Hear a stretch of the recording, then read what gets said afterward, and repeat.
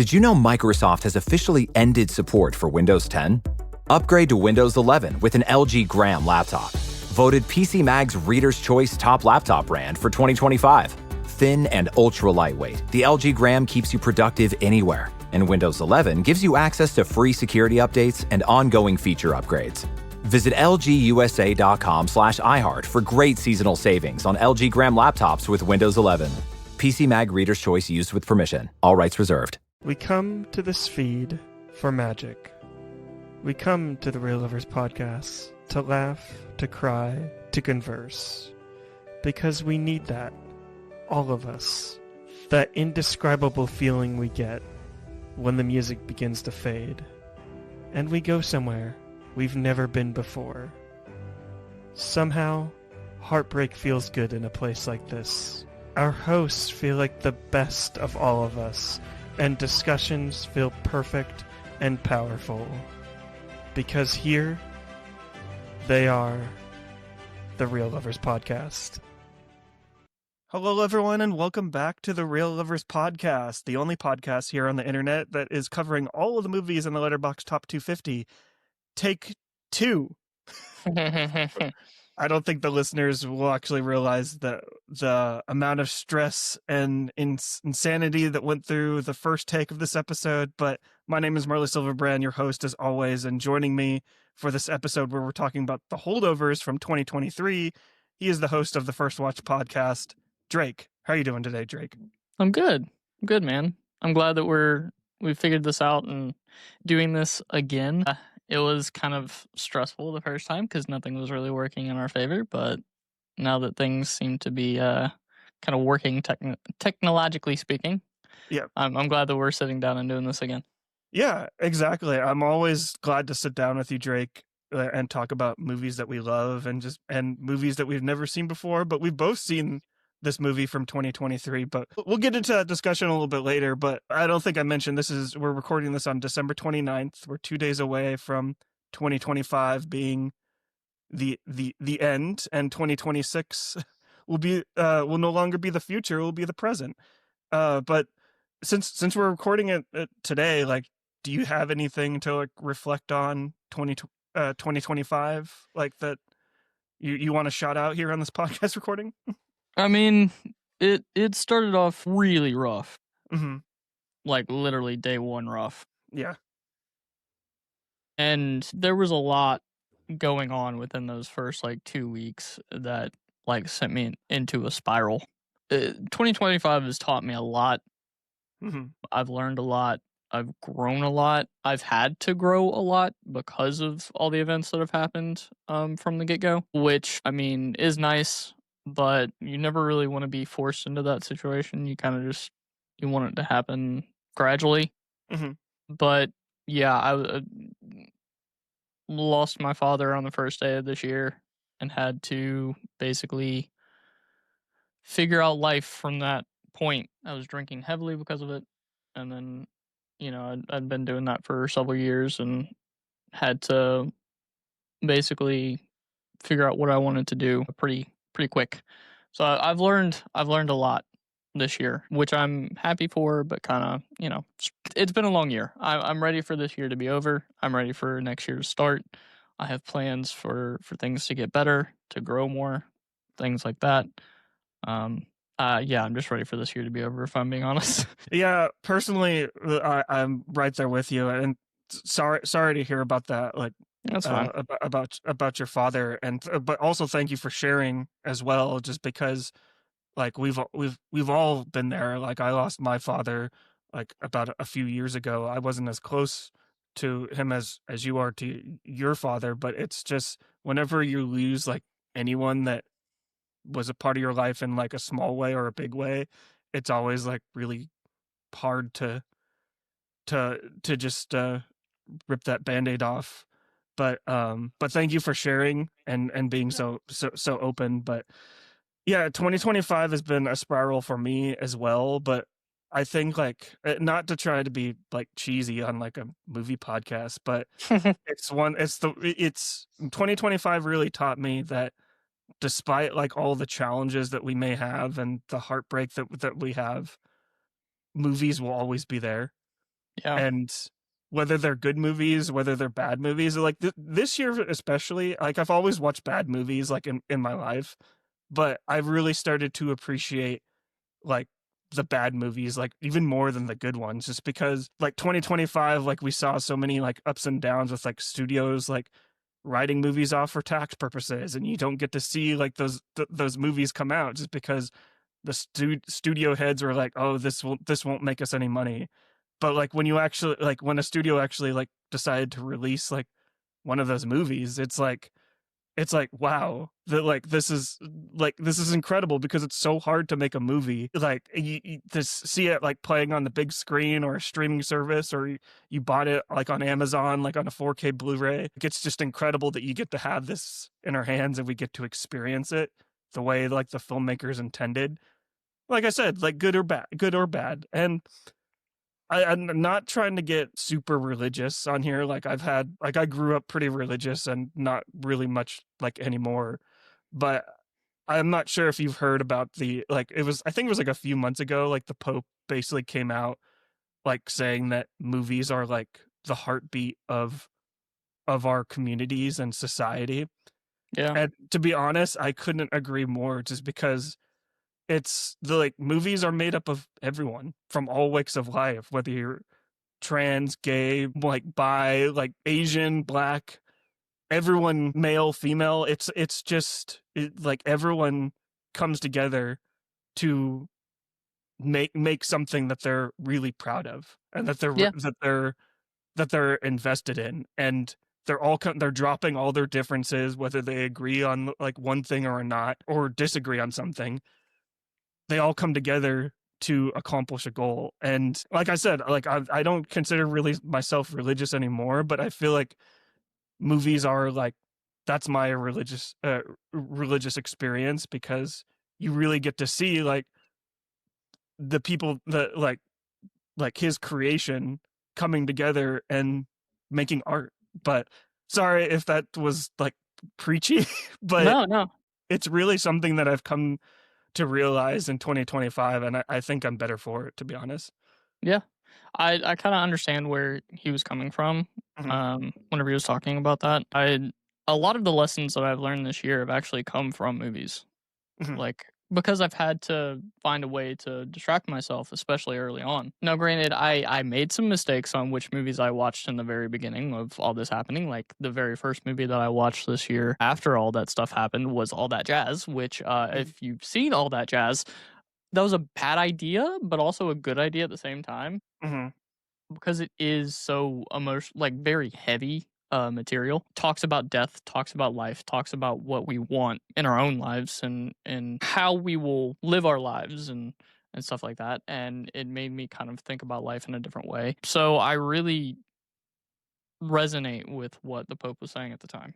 Yeah, I still do. And I've become very thankful this year that I've learned more from movies than I have with anything that I have in school and stuff like that, because I've learned about new perspectives, I've learned about, new ways to look at the world, and that's all because I've just forced myself to watch different things and watch movies that I wouldn't normally watch. Um, so yeah, I totally get what he was coming from in that regard. yeah, exactly. And like to just bounce off like exactly what you're saying, like what I challenge like the listeners to do, and to challenge to both of us, is like in 2026, continue to watch like more and more movies. Like like you said, that's like the movies that you watched like this year like changed your perspective on like people, and like changed your perspective on who you see yourself as. And like watch movies that make you feel uncomfortable as well, and because I think that's like incredibly important, because movies are designed to make you feel. And if that's like like I said, like if 2025 taught me anything, it's really taught me is to watch more movies, and also Yeah. to really to build on the stuff that I've already started to build, because I feel like 2026 is really going to be like the future of the Real Lovers podcast and the First Watch podcast, because as we see like all these industries kind of like crumble a little like right before our eyes, it's Yeah. really like independent media like your podcast and this podcast that are really going to stand out, in my opinion. And I hope it stands out because I want the success. I want the success for both of us. But yeah, 2026 will be the year of the First Watch podcast and the Real Lovers podcast for sure. Hell yeah. Yeah. I believe that too. Definitely gonna be pushing content quite a bit starting next year once I get through that first week. Yeah, I'm really looking forward to, I already have plans in my head. I haven't really said anything about what I have planned yet, but I definitely have plans for 2026. All revolving around movies and games and stuff like that. Whilst still going to school and figuring stuff out. But yeah, I'm looking forward to it. I'm looking forward to what I'm doing, what you're doing, what some of our friends are doing. Yeah. I'm very excited to see what comes of next year. Exactly. But yeah, what I recommend to the listeners is to keep it glued to our pages because we're going to be supporting each other all year round and the future too, like all of 2026 and the future. But Drake, before we get into our movie, I always ask, like, you already know the drill. Yeah. I always ask like all my guests like what their recent activity has been on Letterboxd. So Yeah. in honor of that, Drake, what are your last 4 watched?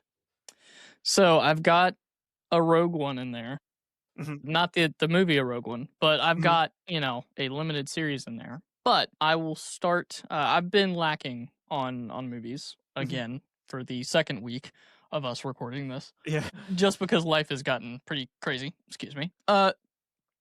The first one I'm going to talk about is The Housemaid. I went and saw this with my mom. My mom ended up reading the book by Frida McFadden, and she liked it. It's got Amanda Seyfried and Sydney Sweeney in it. I was very surprised by how much I like this movie.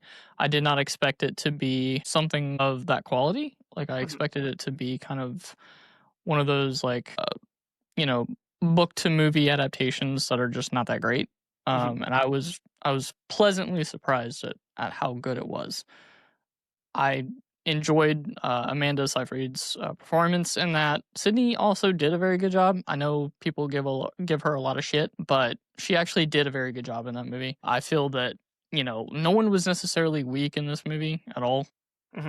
There were still twists and turns in this that I enjoyed. I gave it 4 stars on Letterboxd. It's not my favorite thing of the year, but it is definitely like better than what I expected it to be. I went through and watched another Christmas movie before the Christmas time kind of ended. On Prime, I watched Oh What Fun. Just saw Dominic Sessa was in this. There's several big names. Chloe Grace Moretz. There's a lot of big names in this movie. And to be honest with you, I think they spent too much money on the cast and not enough money on the writer's room. And I didn't like it. It's a competent movie in that, it was put together, but it's just it's not great. There are some people that are definitely going to like this. If you like cheesy Hallmark style movies, sure, you'll probably like this. Yeah. But personally, I wasn't really invested. The only thing I was really invested in was Dominic Sessa as an actor, and then Chloe Grace Moretz as an actor, and that was about it. Everything else didn't really hit with me. Didn't care for it. I kind of wanted to turn it off halfway through, but I was like, you know what? I'll see it through and see if anything happens. It was a very cookie cutter movie. Some of the lines were very cheesy. Some of the acting was not great. It was just all around not fantastic. Then to completely juxtapose that, I finished up a short series called All Her Fault that is streaming on Peacock. I don't know if you've seen this, Marley, but I've seen it come across my feeds. So yeah, you need to watch this. I would argue that this is probably one of the best shows that I've seen this year. And I immediately tweeted out, I was like, I need more of this, and I need the writers to get to work. This is based on a book. I don't want to say too much because this show, there are so many twists and turns that you will never be able to pinpoint where it's going to go. You have no idea. There's no shot that you're going to be able to figure out where the series goes if you're watching it episode by episode and it's not spoiled for you beforehand. I think that everybody should watch this. It is so freaking good. And I need to know everybody's reactions as soon as they do, because it is that insane. I'm not Okay. going to say much more. I'm just going to say go Okay. watch it. Uh, You got me last thing. hooked Yeah. No, seriously. because If you have Peacock, you need to watch it. it's really funny that you say that because I feel like Peacock has really come out with some bangers this year. Yeah, they have another one that just came out yesterday called the Copenhagen Test that I'm going to end up watching. Nice. That has Melissa Barrera and Simu Liu. Oh, that sounds like an amazing cast. To be honest. Yeah. Yeah. Yeah, it's a fantastic show. If you haven't watched it yet already, it's worth the watch. It's only like 6 to 8 episodes. I can't remember. I think it's 8 episodes. About an hour per episode, so you can get through this pretty quickly, pretty easily. Mm-hmm. Fantastic show. It will keep you glued from the moment you start it to the moment you finish it. And I will be shocked if you can even guess where this is going to go.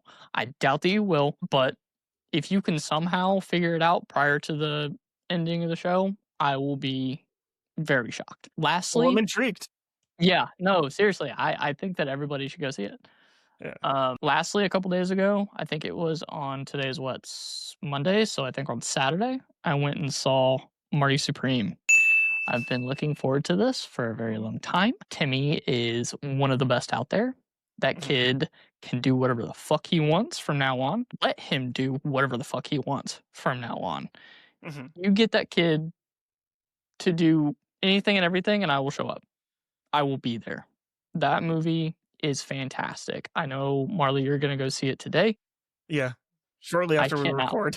Yeah, I cannot wait to hear what you think. Out of the two Safdie brothers, one is clearly winning in the conversation for quality. Mm-hmm. Marty Supreme is arguably the best movie of the year. It is nudging its way above One Bottle After Another for me. Now, granted, that may be recency bias, but still, it is fan-fucking-tastic. If you don't give it a shot, you're doing yourself a disservice. Yeah, I'm definitely excited to see Marty Supreme, even though like going into like seeing like all the marketing up for it, like I was kind of getting tired of it. I thought the marketing was a little bit overbearing, and I've gotten some slack for this, or people basically are like rip me to shreds for not liking Timothée Chalamet enough online. Like I think he's fine. I think he's a fine actor. I don't really particularly care for him in Dune. I think his performance is a little overstated in a way, but that's obviously a hot take because I know everyone really loves him in Dune. I think his best performance, in my opinion, is Beautiful Boy. I think it's a wonderful like story about like addiction and like a father and son kind of like dealing with like the addictive nature that can soil like a relationship like that. I think that's, in my opinion, that's his best film, but I'm very intrigued to see if Marty Supreme will trump that for sure. It probably will. I'm going to be honest with you. This is the best performance I've seen by him. I just walked out smiling the entire time. Okay. Because I was like, this is like, if anything is going to get him like notoriety, it's going to be this movie. Okay, now I'm even more excited to see it like shortly after we record. And this may change your mind on Timmy. Is this Josh Safdie? Yeah, Benny Safdie is the one that's kind of tied to the hip. Yeah. Not saying that that's bad. Like I think they're both kind of like, I love it like when directors duos, especially like brothers, separate, because you can kind of see like each one kind of like lied creatively. And I don't know. I like them both. I'm not really the biggest fan of Uncut Gems. I know, sue me, but I don't know. Like I said, I'm very excited to see Marty Supreme. But this movie may change your mind on Timmy. Okay, all right.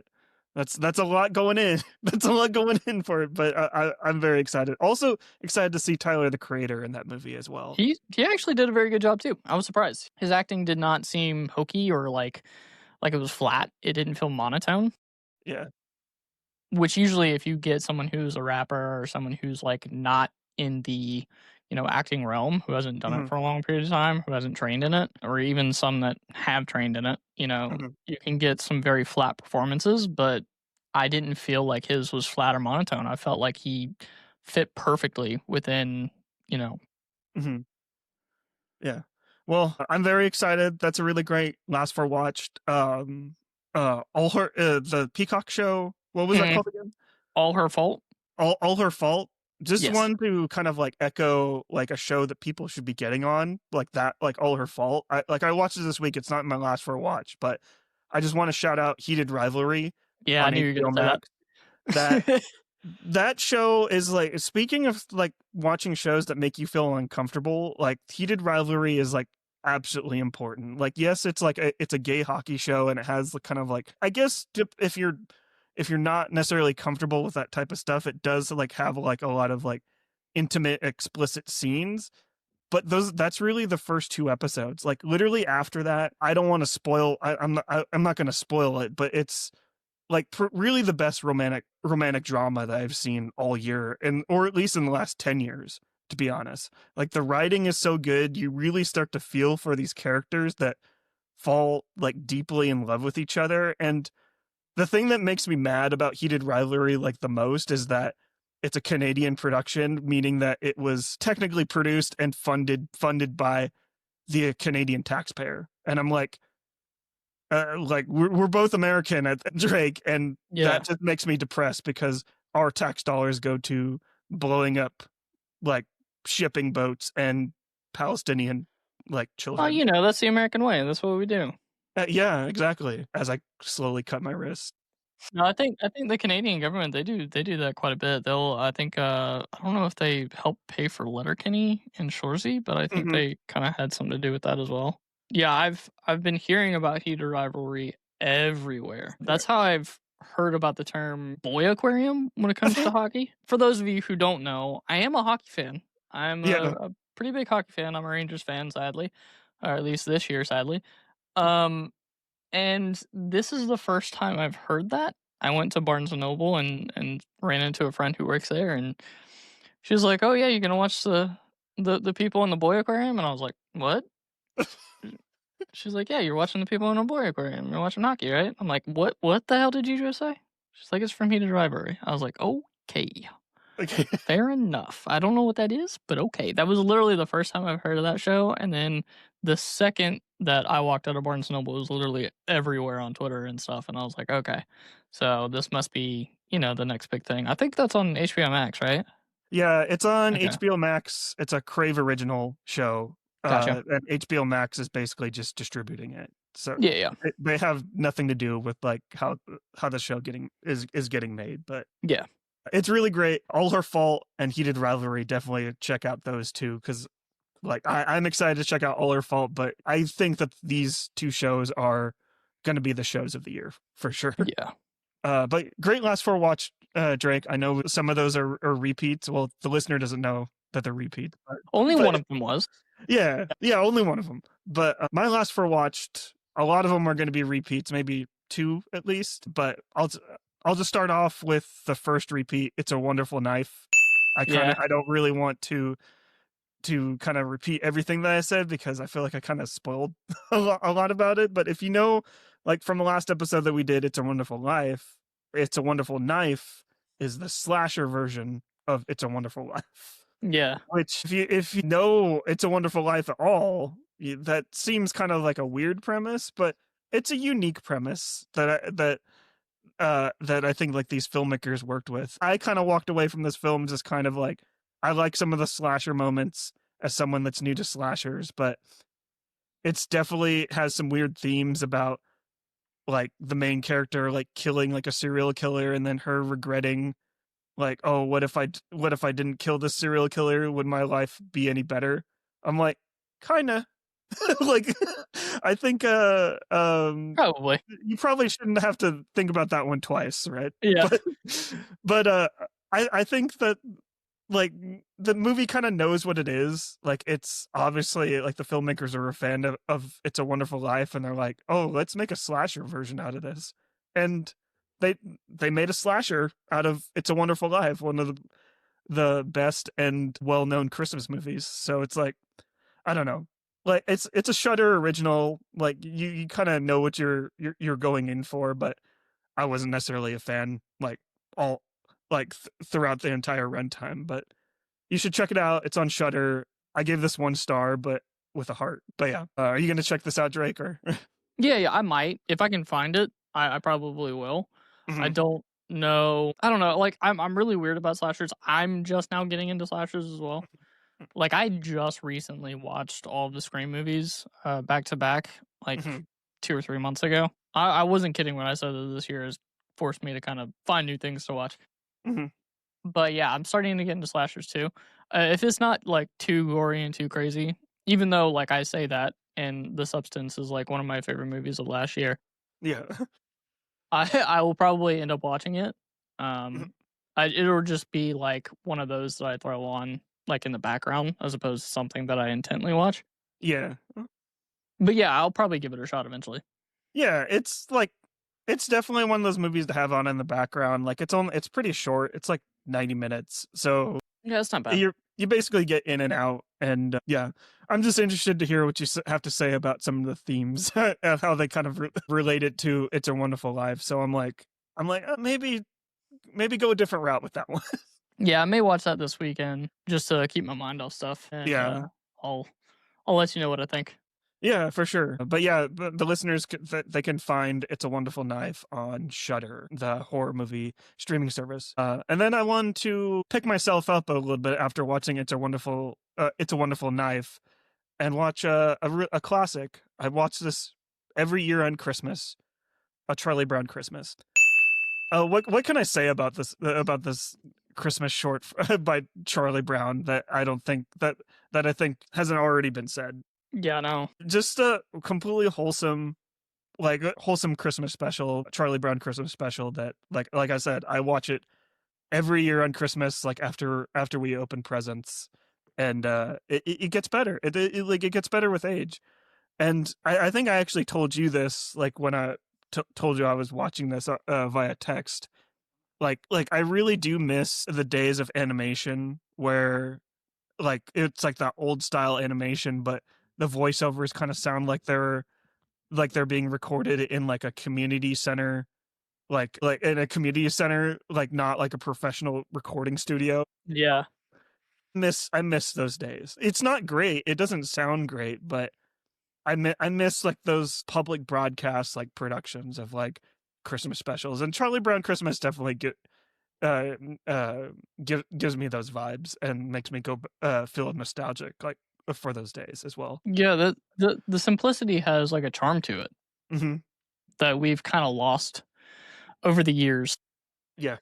So it is quite nice to watch those things because I don't know about you, but like whenever I watch Charlie Brown's Christmas, I didn't watch it this year, but usually we'll throw it on like with the family.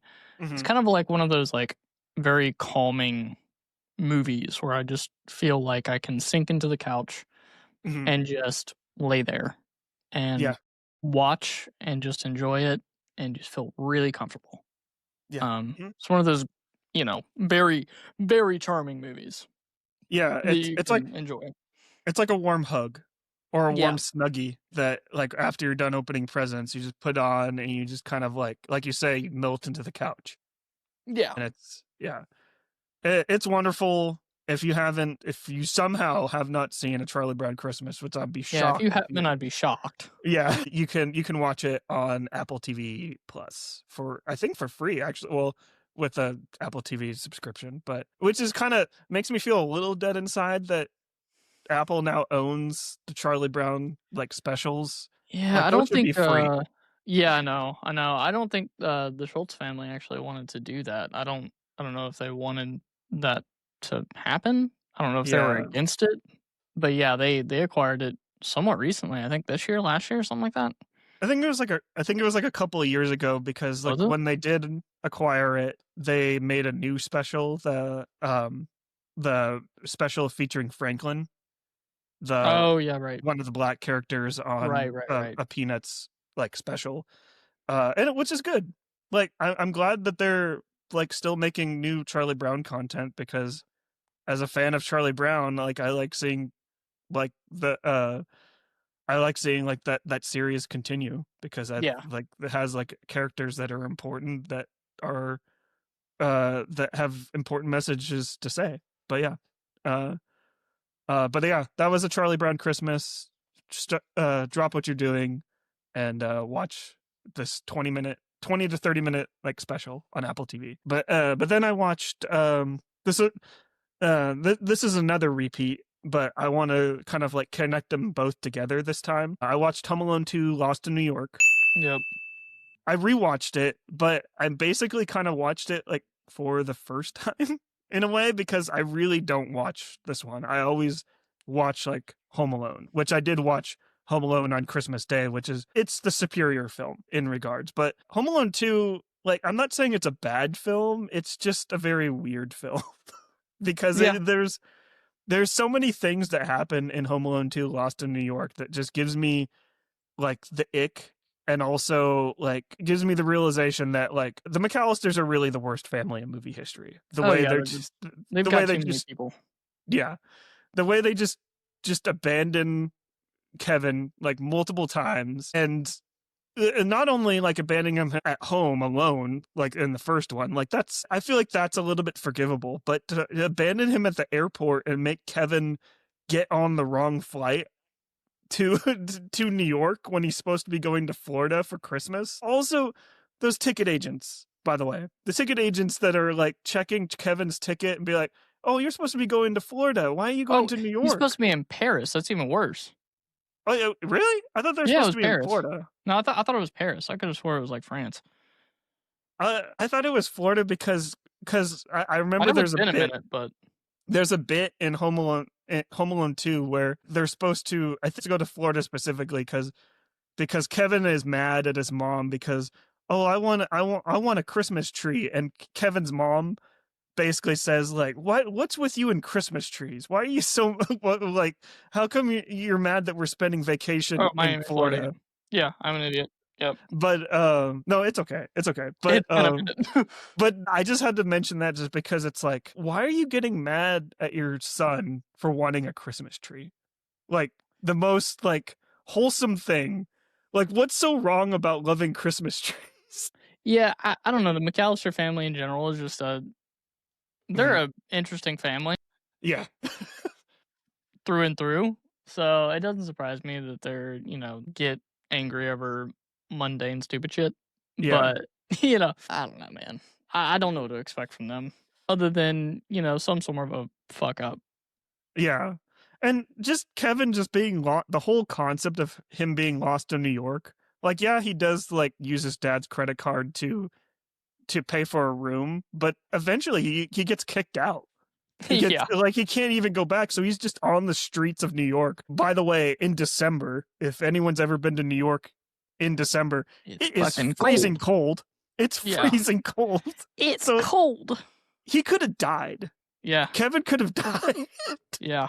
Well, all while being chased by the wet bandits, which go by the sticky bandits in this one. Yeah. There's like they already have like a grudge against Kevin because of like the horrors that they went through as they were trying to break into his family home in the last movie. But there's I don't remember the line specifically, but the Joe Pesci character basically says like he says like, oh, he has like a gun and I'm going to like shoot you between the eyes or something like that. I don't think that he says it exactly like that, but he basically says like he's going to shoot Kevin or like a child.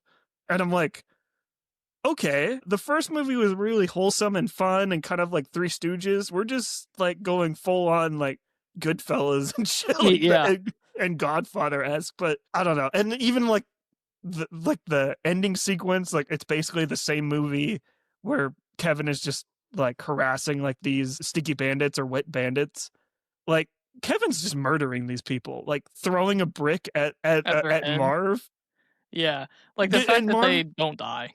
Yeah, Marv gets hit 3 times with a brick as Kevin's throwing it like 3 stories up from a New York City apartment. That's if it's not death, it's at least CTE. Yeah, Like, yeah, it's at least CTE.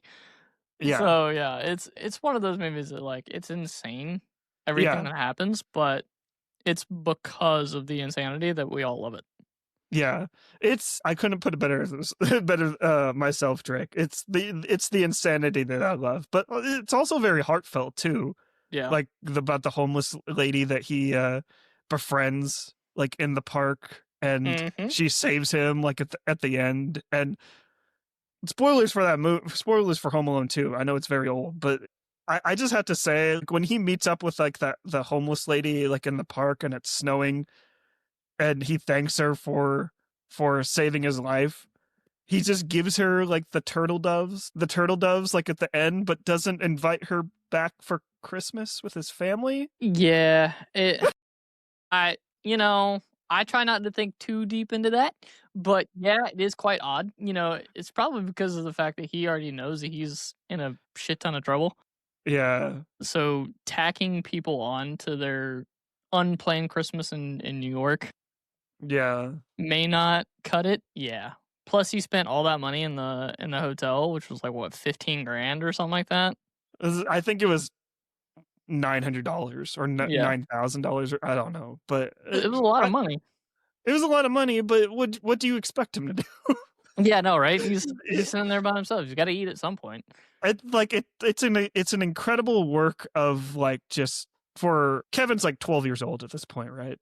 Yeah. Like having him find like his dad's credit card, go to the hotel lobby, book a room under like his dad's name, and like it's insane. And the fact that his dad is like I know we're recapping like Home Alone 2 at this point, but I have so many things to say about this movie. But it's just like, I feel like his dad should be proud of him, just because. Yeah, and I'm sure like his dad like makes plenty of money because they're taking a trip to Have you Florida. seen their house? Yeah, exactly. So and the mother doesn't work? Are you kidding me?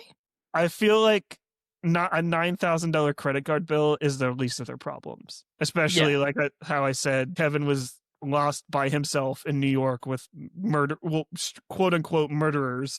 Yeah, trying to kill him. Also, outside of the attempted murder, I think the $9,000 is nothing. Yeah, they should just be hugging, embracing, and handcuffing Kevin to something at all times. Handcuff him to the radiator. That way he can't leave. Yeah, exactly. Well, that's like a sequel that we need.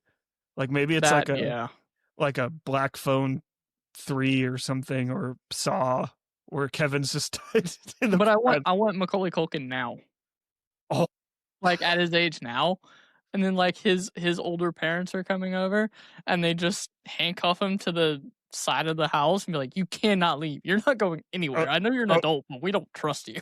I'm gonna stop you right here because I think we have to do this off mic, and write the the sequel to Home Alone 2. Yeah. Well, technically, it would be the sequel to Home Alone 6 at this point, but yeah. Well, what are you talking about, Drake? Everything that happens after Home Alone 2 doesn't exist. Yeah, there's only 2. Yeah, there's only 2. Not several other movies for absolutely no reason. There's no Home Sweet Home Alone. Yeah, I already talked about that one in the last one that we did. Yeah, that movie's bad. That movie's bad. Real bad. Yeah, but Home Alone's good. Home Alone 2, good, but not as good as the first. Yeah. It's not the same. Yeah, especially featuring one person that is the leader of the free world. It's a good thing he's only there for 30 seconds. It's not like he, has a lot to do with the plot. Mm-hmm. I know people harp on that a lot. Yeah. Luckily, he's only there for like 10 to 15 seconds. Yeah, and I'm pretty sure like those 10 to 15 seconds, like he's probably like, yeah, I'm like the best actor of all time. Oh, he definitely I really own that movie. Oh, yeah. Yeah. But supposedly he's only in that movie because like they wanted to shoot the Plaza Hotel. And that was the only way they could do it. Yeah, like, and he demanded, and I'm like, that sounds like him. So, yeah, that tracks. Yeah, and if you want to know why we're not saying his name, it's because people already know who we're talking about. Yeah, and I don't think he deserves any more notoriety. But and then the last thing that I watched, it's the most recent out of the 4 that I've watched, and also probably the most well known, the most popular. It's a movie about blue people. No, yeah. Avatar, Fire and Ash. Yeah, I was supposed to go do a double feature with that Marty Supreme, and I was just like, I've already spent too much money. I gotta go home. You've already spent too much time because 2.5 Well, yeah. hours with Marty Supreme, and then you get out of the movie and you see a 3 hour and 21 minute movie I've done about worse. you've had worse. Okay. Yeah, I did one bottle after another and then something else in the same day. I mean, I've done worse, but yeah, it was one of those that I was just like, and there are too many fucking people at the theater / mall because my theater is connected to a mall. Yeah. So I was just like, I gotta get out of here. But yeah, My I was question, gonna watch that, but you said there's so many people like at the theater, like a theater / mall. Were they Mhm. all going to see Avatar? I don't know. So with that one, you couldn't really tell. Like Mhm. that day, I couldn't really tell because there were a couple kids movies that were playing at the time that I was there, or at Mhm. least at the time that I left. That's when it really got busy, and I would have had to wait like another hour and a half before Avatar would have started. Yeah. So by the time I got out of Marty Supreme, that's when things really picked up. Whenever I first got to the mall, it wasn't all that busy. It was kind of just like a general quote unquote busy day, Mhm. like a whatever somewhat traffic heavy day. But whenever I got out, that's when it was like holiday traffic, and I was like, nope. Yeah. I was like, I'm nope, not doing this, and I just left. Plus, I had to go get birthday presents and stuff like that, and I already spent a lot of money on that, so I was like, yeah, no, not doing that. Well, I think you made a wise decision because Oh, I did. I didn't really I care know I did. for Avatar Fire and Ash, to be honest. Well, like Well, it's so funny because I haven't really heard much outside of the initial hype for it whenever the yeah, movie released, and then like we're a week removed from the movie, yeah, and there's like nothing, yeah. nothing. See, No one's really talking about it.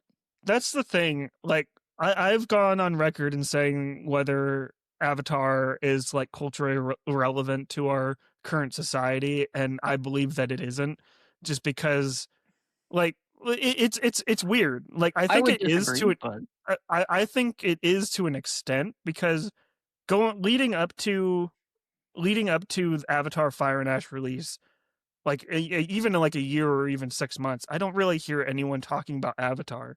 But right when it drops, like the night Avatar premieres, like pretty much everywhere, everyone's like, "Are we going to see Avatar? Are we going to see Avatar Fire and Ash? Oh, that new yeah, James Cameron movie is out. You going to see Avatar Fire and Ash?" Like, by the way, not begrudging anyone for wanting to go out to a theater to watch a 3 hour and 21 minute movie about genocide and native cultures being displaced. Like, I yeah, not just begrudging anyone for doing that, especially seeing it at a theater alone, especially in an era that we're living in, that we don't know like the future for theaters. Like, I think all that's great.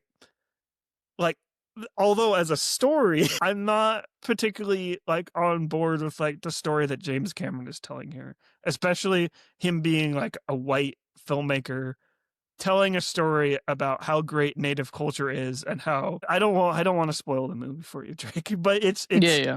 I mean, I could special, kind of guess what they were going for just based off the trailers alone. yeah. Um, I think it's a little unfair that we put labels on the director as far as Mhm. like who's quote unquote directing the story or even telling the story, because technically the Yeah. writers are the ones telling the story. He's just the one putting it together. So I think that may be a little unfair if I may give a bit of pushback Okay. on that. Just because you can have all kinds of different directors who can tell all kinds of different stories. Like, for example, Sean Baker is not a trans person, but he did Mhm. Tangerine and did a fantastic job with Tangerine, Yeah. right? And So, it, yeah. okay. I, I, I'm not saying that you can't push back. I'm actually asking people to push back on me just because, like, I just didn't get this movie, and if I were to push back a little bit on the whole Sean Baker thing, is that I feel like Sean Baker, at least for me, like the films that I enjoy, like like you're right. Sean Baker is not a trans person, but he made change Tangerine. But I feel like Sean Baker surrenders himself a little bit more than James Cameron. And I feel like, yes, James Cameron didn't write all of Avatar like completely, but he is a credited writer on some of these films, and he is Yeah. I'm sure he's approving a lot of the things that a lot of the things that like come through the script. So I don't know. I feel I'd be very interested, like once you see it, to actually have like this conversation with you, because I don't want to Yeah. spoil it for you. But it's just like even like just seeing like the ways like the Na'vi look, like even from Way of Water, like having like the tribal tattoos, like the dreadlocks, but they're with some of the exceptions, like for Zoe Saldana, but most of these Na'vi are voiced by white people, like Yeah. Kate Winslet. Yeah. That's the thing that really bothers me, and I'm like, I thought we have come so far. We have come so far from white people playing native roles, like from I forget, I can't think of the movie off the top of my head. Maybe I'll leave it in the description below. But like white people have done that, like Tonto from the Lone Ranger, Yeah. like that's like a really gross example that I can think of like right now. From the one with Johnny Depp or the original Lone Ranger? The Johnny Depp, the one with Okay, Johnny yeah. Depp. Yeah. That's the one that I can think of. But it's Yeah. like, Because the it's original, I think he was a little. yeah, he was a little different. But it's, I don't know. It's just, it really bothers me and rubs me the wrong way. Negatives aside, Yeah. like I do generally like this movie. Like Yeah. I'll just say it's very complicated, just because I think that it's a beautiful masterpiece. Like especially I saw it in 3D IMAX with like my friends. They were having like the time of their lives, like watching like everything like on screen. I think like everything crafted in this movie is uniquely beautiful, even though I don't necessarily vibe with the art style like all that much. I think the art style is a little much. Like it really feels like something you would find on like DeviantArt, and I would just kind of scroll past like Yeah. real quickly. But just seeing this like realized, and seeing, I'm assuming, James Cameron's vision like on like the big screen, I think it's a masterclass in filmmaking. Yeah. It's just so disappointing that it's like you want this movie to be a home run, and it's like a single for me. Like it's like I can only look at something for so long that's like really beautiful, and like for example, 3 hours and 21 minutes. I'm like, you start seeing kind of like the same thing like Yeah. after a while. But Do you think that also has a lot to do with like the expectation that the audience sets for something like Avatar? oh, most definitely. Most Okay. definitely. And Yeah. I feel like that kind of like leads into like what I was saying like at the beginning. It's like no one's really talking about Avatar like leading up to it. There's no expectations. They're just like James Cameron just drops it, and people are like, "Oh my god, this is amazing." It's not like they're dropping like a trailer or something like on TikTok or Instagram like every other week, and people are just being like just bombarded with like all these news updates, which I think is like bad for society when you have like filmmakers like teasing like their stuff. But it's unfortunate because that's where movie marketing is now, because Yeah.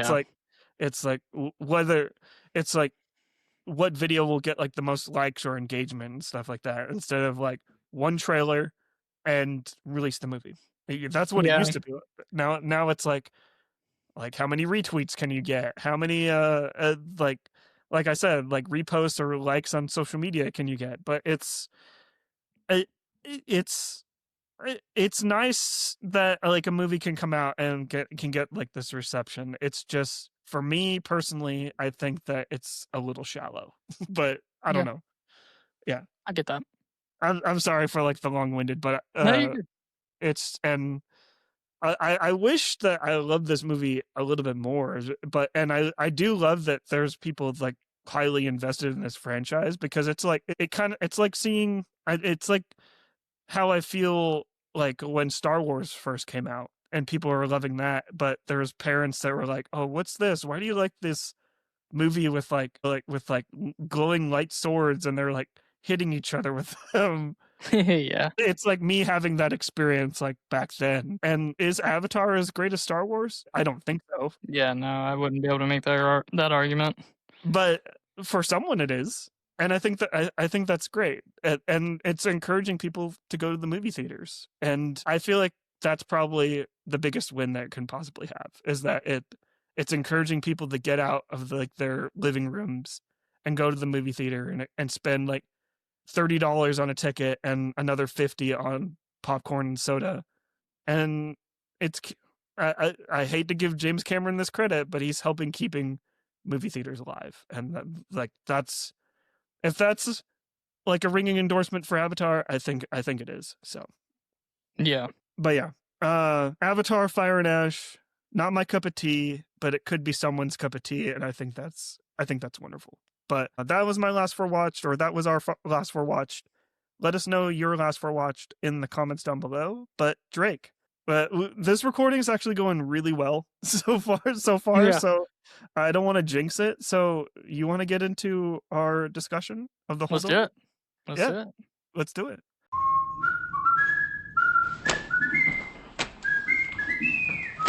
Sir, I don't understand. That's glaringly apparent. I can't fail this class. Oh, don't sell yourself short, Mr. Coates. I truly believe that you can. Every year at Barton Academy, students, faculty, and staff depart the campus for a 2-week winter break. But there are always an unfortunate few who have nowhere to go for the holidays. They're known as the Holdovers. Mr. Hunnam, Hello, Mary. I had you guys stuck with babysitting duty this year. How'd you manage that? You know, he used to be a student, right? Yeah, that's why he knows how to inflict maximum pain on us. I thought all the Nazis were hiding in Argentina. Stifle it, Tully. You just earned yourself a detention, sir. Being here with you is already one big detention. Son of a bitch, that's another detention. Do you think I want to be babysitting you? No, I was praying your mother would pick up the phone or your father would arrive in a helicopter or a flying saucer. My father's dead. That was a clip from The Holdovers from 2023, directed by Alexander Payne. That it is currently ranked number 232 on the Letterboxd Top 250. I'm just going to read the synopsis that I pulled from the internet. A curmudgeonly instructor at a New England prep school remains on campus during Christmas break to babysit a handful of students with nowhere to go. He soon forms an unlikely bond with a brainy but damaged troublemaker, and with the school's head cook, a woman who just lost her son in the Vietnam War. This film stars Paul Giamatti, Dominic Sessa, Divine Joy Randolph, Carrie Preston, Brady Hepner, Ian Dolly, Jim Kaplan. And this film's also produced by Mark Johnson, Bill Block, David Hemmingson, and also written by David Hemmingson as well, with cinematography by Eigel Brid. Hopefully I said that right. But yeah, The Holdovers from 2023, Drake. I've been very eager to do this conversation with you because I believe we both love this movie. But what was your initial reactions to watching this wonderful Christmas film? Yeah, I didn't get to watch it in theaters. Mm-hmm. For those of you who may not remember, this movie had like a limited release. Mm-hmm. It didn't hit very many theaters. And I can't exactly remember where I was at the time that it came out. I believe it came out in November of 2023, no? Yes, November of 2023. Okay. I think I missed it for some reason in that time period and wasn't able to go see it. I don't even think it played in my theater, to be honest with you, or at least the one that was closest to me. So I had to wait until December whenever it hit Peacock, and I watched it one night after I'd done a bunch of stuff. I was kind of tired, and I was like, you know what? I'll throw this on. And I didn't know if I was going to be able to stay awake long enough for it, but the second I started it and started watching it, I was locked in. Like, I did not bat an eye. I got like a second wind, and I was like, oh, hell yeah, I'm finishing this movie. Mm-hmm. I love it. It feels very homey. It's got that film feeling without having, I don't think it was filmed digitally, but has like a film feeling to it. It's just a very warm, comforting movie, despite being rather like dysfunctional. Mm-hmm. It is kind of like an uncomfortable movie, but there's something about it that is really comforting. Yeah, It's like I couldn't agree more, and like I love that. Like at the beginning of this podcast, we talked about like watching movies that make you feel uncomfortable. Like the Holdovers is like that example. Like while yes, it's very like wholesome and lovely. You love seeing like these characters like grow with each other. It's talking a lot about like topics that not a lot of us talk about like on the daily, all while having the visual like language of like being a film that it was shot like in the 1970s. Like really incredible that that Alexander Payne was able to like nail that aesthetic. And like hearing him talk like in interviews like he talks about how much of a struggle it was, like even like having like the old title sequence. Like it's also funny that we're talking about this movie because I just finished up the M. Night Shyamalan retrospective. M. Night does pretty much like the same thing with Knock at the Cabin, where he's using like old titles or like old studio logos, like the old Universal logo that he had to like before actually using, because Universal doesn't like necessarily going back to like their past. They're like, oh, you got to use like the current one, but filmmakers like they want to like set like a tone, and Alexander Payne and M. Night Shyamalan and not Knock at the Cabin, like they nail that tone of like this. Like I would probably be watching this like in the late 1970s. Like this seems like it would be like a traditional Christmas movie for me to enjoy. Just even like I do believe like it was actually shot digitally, but even like getting down like the film grain and like the broken film, like it's so masterfully done. And when I originally watched this, I believe it took me a while to watch like this movie in theaters because, as I said in the previous recording, I didn't really understand like the hype, and I felt like people were hyping this movie up a little bit too much. Kind of like when I was talking about like the whole Avatar Fire and Ash in the previous segment. I feel like people just like completely like supporting a movie and like posting like all these reels or like TikToks about like how great this movie is. I feel like that can kind of hinder a movie. A movie should just come out and people need to watch it and experience it. So having like all this stuff like thrown at me about the Holdovers being like the greatest movie of all time, I kind of went in very cynical to this movie, and I walked out of it like when I saw this movie in theaters, I walked out of it just like completely changed as a person, to be honest. Seeing like these characters like realized on screen, like these broken individuals, and how like the broken individuals can be healed with the power of love and caring. It's something that I knew that could happen, but to see that realized on screen, this is why I will always go to bat for like representation in film, whether it's like representation by like skin color or by emotions. Like seeing like your life experience like realized on screen is like so important for people to just love film like regardless. And The Holdovers is like the perfect example of that. But yeah, I love that we will both love this film like so much. So get ready for like the next 45 minutes, close to an hour, for us just completely gushing over this movie. And but yeah, should we get into it? Should we get into it? We should get into the movie. But yeah, so we start off, like I mentioned, with this movie, like kind of like starting all old timey with the 1970s aesthetic with the title sequence. What do you think about this? Like when you first popped this up on Peacock, you said you watched it on streaming. Like, what did you think of like the start to the Holdovers? Oh no, I love the fact that they start with the older, intro to Universal or whatever. I wish more studios would allow for that to happen. Mm-hmm. Because it does captivate some sort of feeling that you're supposed to feel, and like you said, it does set the tone for the movie. It sets the tone for the time period. It sets the tone for everything. So even if you don't know anything about this movie, you'll watch that, you'll see the opening sequence, and you'll be like, oh, okay. I know I'm like at least watching something that is set a little earlier than my time.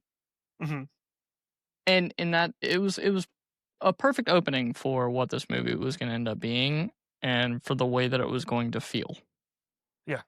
So I enjoyed that entirely. And like I said, I wish more studios would do that. Whether or not they're going to, I don't know. But I do want to see it more often than not. as I've been watching older movies in the past like couple months, Mm-hmm. I have like grown an affinity to the older intros. Yeah, exactly. Studios need to embrace the past. Yeah. Like, and I know like that line can be kind of like perceived in a bad way, like the whole making something great again. You know what I mean? It's like we need to go back to like when it was greater. There's like that's different. Like respecting like where you actually came from and understand like there's also flaws there as well. Like that's important too. So Yeah, as long as you find that balance, you're good. Yeah, exactly. But yeah, the title sequence, like that's great. Then we get introduced to Paul Hunman, the crotchety ancient history teacher at Barton Academy, played by the great Paul Giamatti. Yes.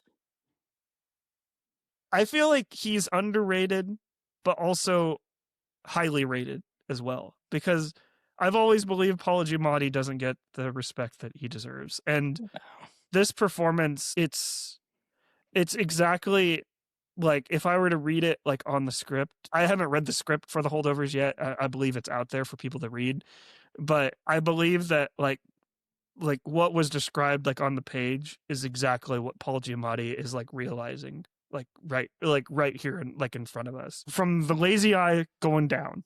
Like, and from what I hear from like some of the production history that I read like on this, is that eye was actually real, and supposedly like it was stuck like after production, because like Paul Giamatti was so into like this character or whatever.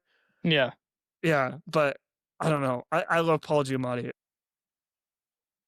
I love him. I mean, earliest memories of Paul Giamatti is obviously Big Fat Liar. Mm-hmm. That's what I mainly knew him from. So yeah, I didn't know much about Paul Giamatti and like his other work until quasi recently, like maybe 5-6 years ago. Like truly knew about his work. Mm-hmm. And all I really knew about him was from that, Disney movie of my childhood. And even then, like if you look at his performance then, it's fantastic. Yeah. Like the guy doesn't pull any punches, man. Have you seen Sideways? I have not seen Another Sideways. Alexander. You have? No, I haven't. No, it's on my list of movies to watch. First watch podcast. Let's go. Yeah. We should definitely. Yeah, I'm down to run it. Sideways is incredible, and yet another Alexander Payne like directed film. So it's nice seeing them kind of like come back and team up, because I think they make a really wonderful team, as Sideways and the Holdovers like greatly show. But yeah.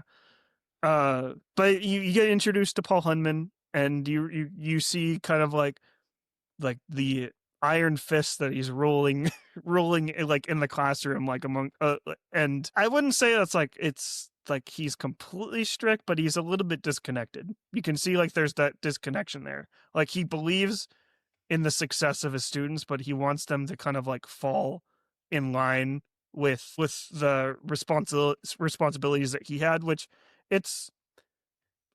which is accurate, because especially someone like around his age, like that's kind of like the, not trying to throw this term out there, but the boomer mentality. It's like he wants these kids to kind of like pull themselves off their, I don't know the actual phrase, pull them up by their bootstraps. Yeah. I mean, exactly, because he did, and it's like it, and I feel like that's.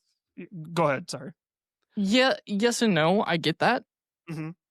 The one thing that I would probably, and I think this may be getting a little ahead of ourselves, since it's like, halfway through the movie whenever they take off for Boston. The one thing that I kind of changed my mind on this rewatch when it comes to that, that conversation, is the fact that he confides in Dominic's character that he didn't graduate. He didn't get to. Mm-hmm. Because he was kicked out of Harvard and all of that. So I feel like him writing his students in the way that he does is kind of a way to force them to not end up like him, is the way that I kind of look at it. Because he's like, I want you to be successful so you don't have to live the life that I live. Because he is rather embarrassed by it. He won't put on that front, but like deep down, he is kind of embarrassed that he ended up, where he's at. Yeah. And that's really like the whole like theme for the movie as well. Yeah. I think it's like I think it's totally fitting for me to mention like an M. Night Shyamalan movie like what when talking about like the Holdovers, because like throughout the whole retrospective that I did, we kept on going back to how M. Night really believes it really believes in everyone. Like he believes that everyone has the ability to succeed and do what they want. And I feel like that's what the Holdovers actually is just because where you're at in life, going back to It's a Wonderful Life too. It's like just because where you're at in life, you're not necessarily like I'm sure Paul didn't expect to be teaching at Barton Academy and kind of being a pretty just like ancient history teacher or history teacher. Like he expected to be like writing a book, like some writing his own book or teaching at a more prestigious school. But like as we will find out like later in this movie, he ends up affecting the lives of individuals that he probably wouldn't have met if he did mess up and like you said, didn't graduate. So I agree with you that it's like, especially on this rewatch, like that's something that I did notice, that like just because he failed doesn't necessarily mean that he will fail like all these other students, if that makes any sense. Sorry. Yeah. I know it does. Yeah, makes perfect sense. Yeah. But yeah, so we're introduced to him and he's teaching his students, and then we get introduced to the 5 students, including Angus, played by Dominic Sessa, everyone's favorite Dominic Sessa. Angus Tully. And we kind of see like his how he doesn't necessarily fit in with the it crowd, and he's kind of, I wouldn't call him a loner necessarily. He kind of I think the reason why I like this movie so much is because I relate so much to like Angus and how like my school actually went. It's like I don't necessarily fit into like any group, and I feel like that's what Angus is like here. Like I think that's what I also love about Paul and Angus's relationship throughout this entire movie is like you said it, is that like Paul sees like the good in Angus, and he sees that he's like a very smart kid that is like hiding it back just because he's afraid that like what other kids might actually think. But I think like that's really like one of the like the main messages of this movie is that like don't let other people dictate like who you are. Oh, yeah. Is that what you got? Or Yeah. I also think that Hunnam actually sees a lot of himself in Angus, which is why he gets frustrated with him so often, but is also why he's somewhat protective of him at the end of the movie. Yeah. Because he does see a bit of himself in Angus's personality. And as we saw, even for a short snippet, like Angus is smart. And I feel like he kind of has this personality where he feels like he is the smartest one in the room. You know, he was the only one that actually passed the final for the semester that they had, and quite convincingly compared to everybody else. Yeah. So I feel like... But important to note, like, he didn't get an A.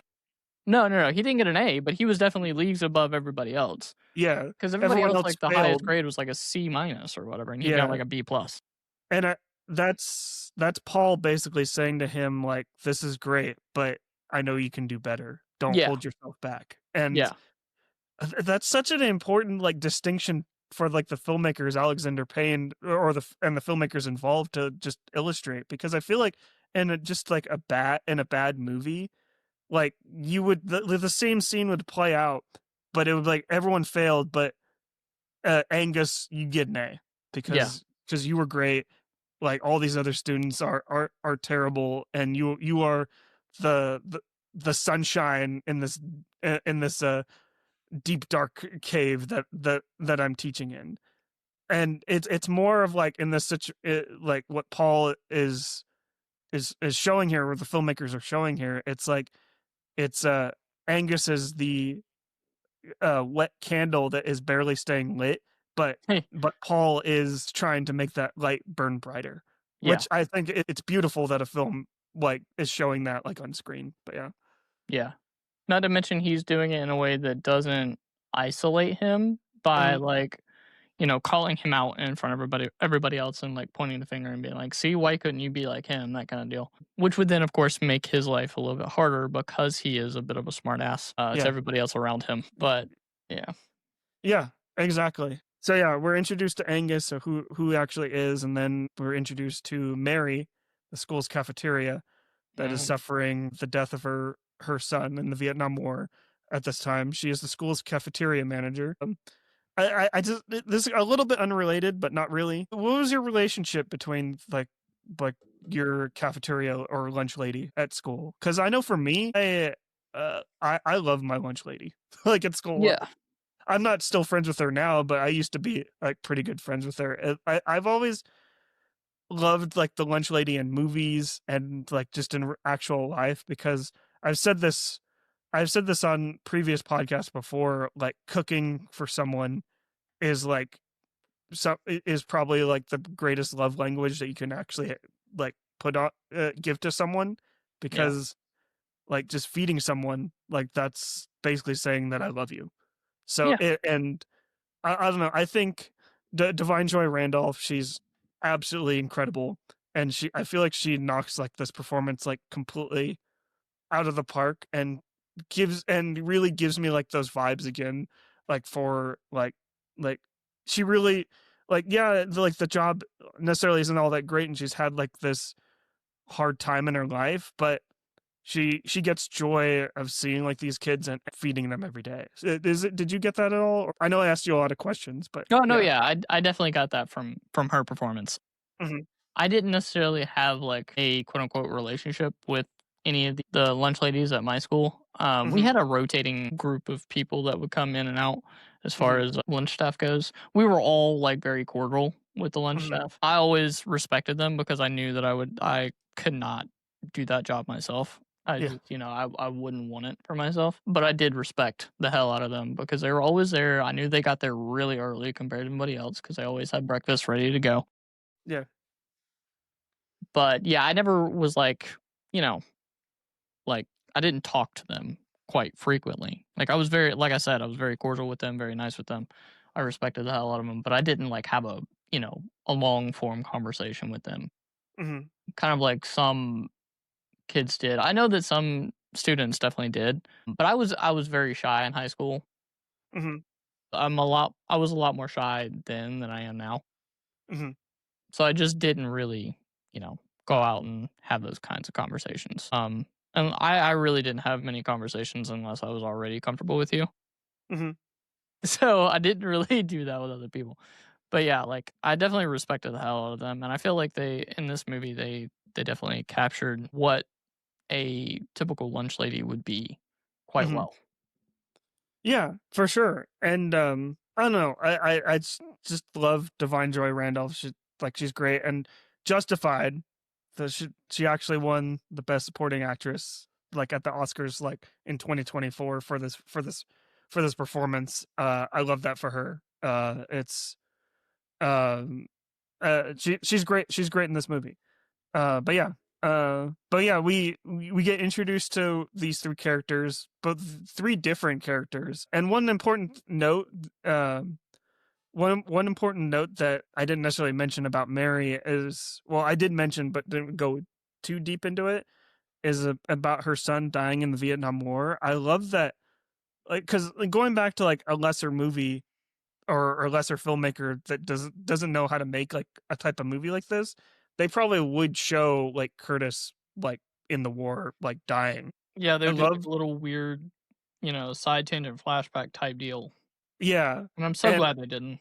I'm so glad that they didn't either, because you can already feel the weight of what she's going through. Like all you need is like less is more. I feel like that like in movies now, like we don't necessarily get that a lot, but Alexander Payne understands that like all you really need is like a letter home or something like that, or no calls at all, and you can feel like that weight on Mary's shoulders. And it's incredibly devastating, and you want her to come out of like the situation like a better person. And I found myself when watching this movie, especially on rewatch, I found myself rooting for Mary more than Paul and Angus. I'm rooting for all three of them, obviously, but out of the three, I'm hoping Mary like pulls herself out of it. But I don't know.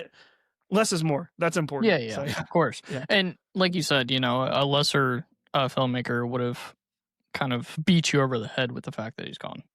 Yeah. I think nowadays, I think we've had this conversation before, but nowadays it feels like a studio or whoever is trying to spell everything out for you. Mm-hmm.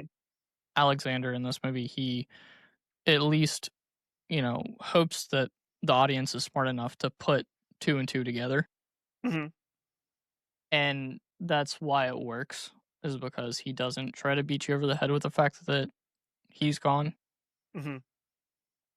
He just lets Divine Joy Randolph kind of showcase what grief would be in these situations. And then you obviously, can easily put together the fact that he's gone. Not to mention in the very beginning of the movie, they hold like a little, prayer for her son.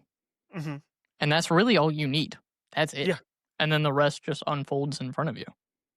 Yeah, and also just like I mentioned that like this film like takes place in the 70s, like the Vietnam War is like kind of like full on at this point. Well, for both you and me, we've both experienced like wars and death and destruction on multiple occasions throughout our lives now. Like we don't need to go into them, and we already know like what that feels like. I've had family members that have like fought overseas, and like the weight that kind of has on like an entire family it's indescribable, and like it and just hard to kind of like hard to come to terms with at times. Like any day, like these people that we love so much that are fighting for our country a lot, especially in the Vietnam War, not by their choice, but by what society kind of like pushed on them to actually do, aka all wars.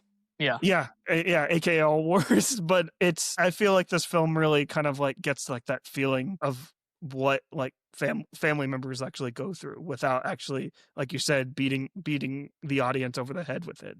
Yeah. But yeah, they showcased it quite well, Mm-hmm. without having to literally spell it out for you. But that's also like, that's in the writing, that's in the direction, that's in the acting. That's, everybody working together to portray something quite well. And luckily, it was done fantastically. Yeah. But yeah, so we're introduced to these three characters, Paul, Angus, and Mary.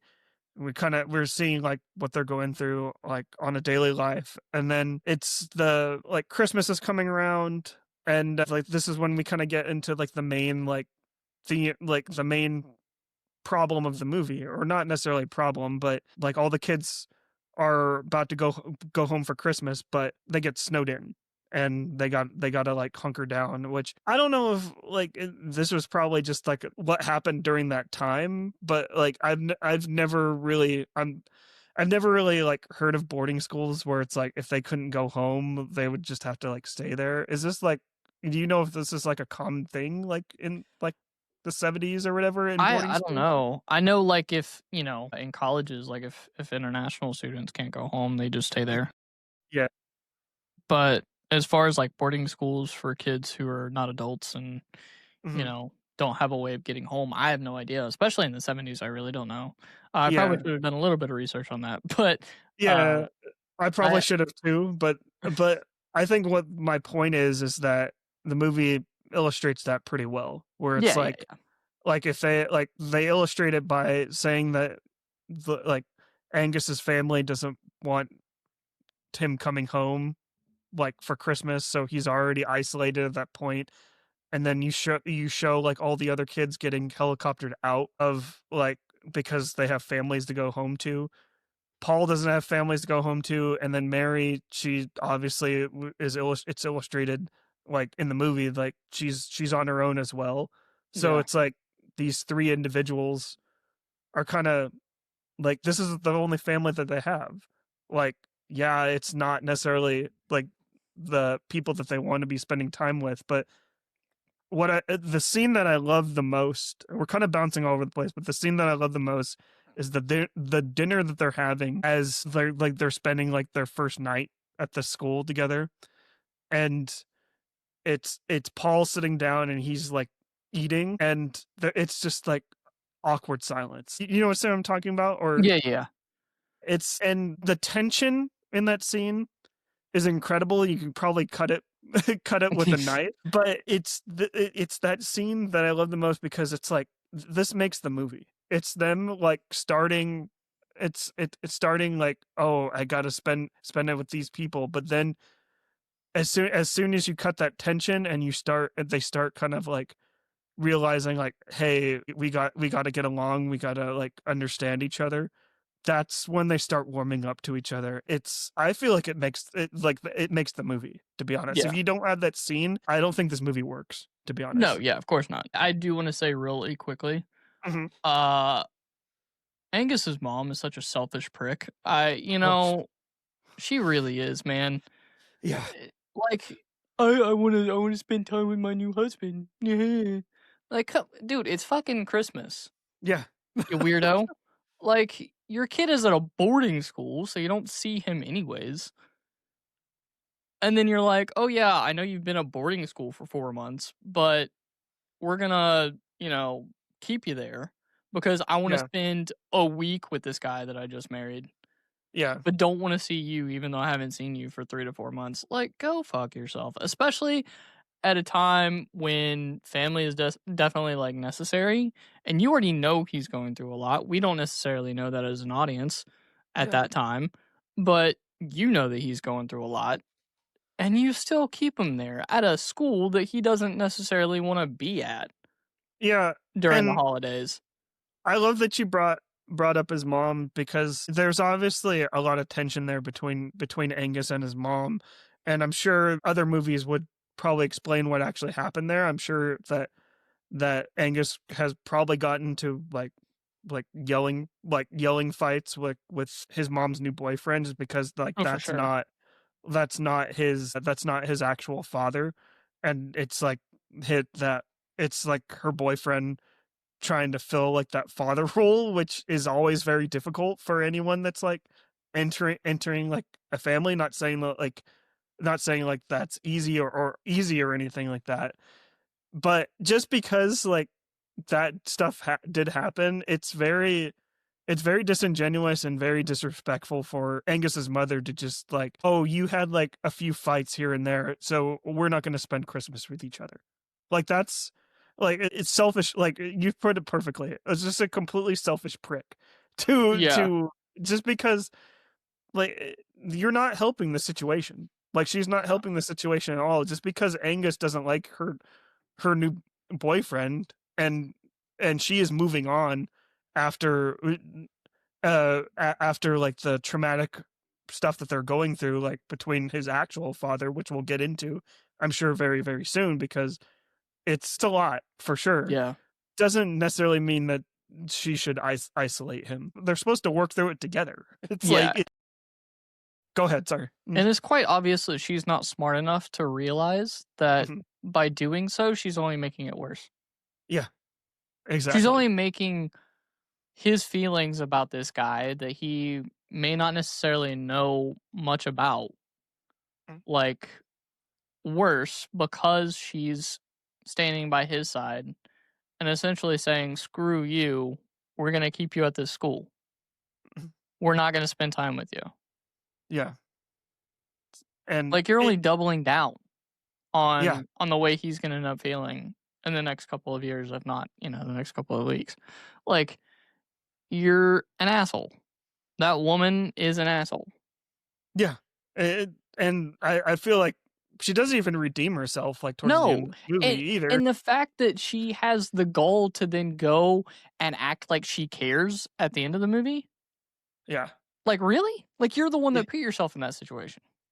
Yeah. It's absolutely insane. Probably, I know we talked about worst movie families in history. The Holdovers, like the Angus's mother definitely is giving Kevin McAllister's mother a run for her money. Like Oh yeah, in this because movie alone. she's a psycho. She's an Yeah, idiot. complete psycho. That Like trapped by the love of another man. yeah, it's very obvious that, or at least to me, it feels like she didn't really want Angus, and she just ended up having Angus. Mm-hmm. Just based on the way that she talks to him and the fact that she was like, I don't care if you're here or not, kind of vibes. Like she could have easily figured out another time to go have a quote unquote honeymoon with this guy.